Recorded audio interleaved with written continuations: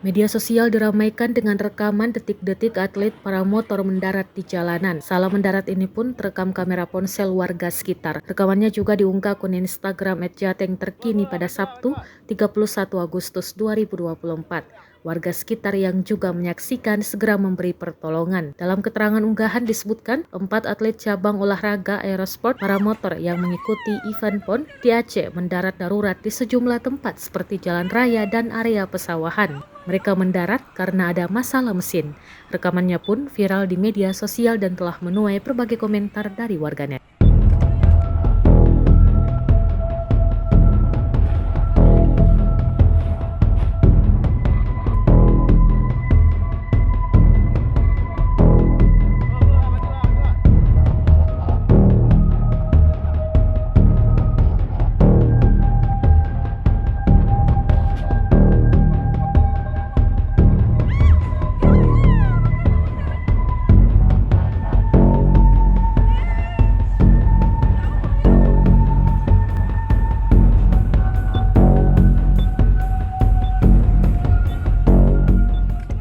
Download Tribun X sekarang, menghadirkan lokal menjadi Indonesia.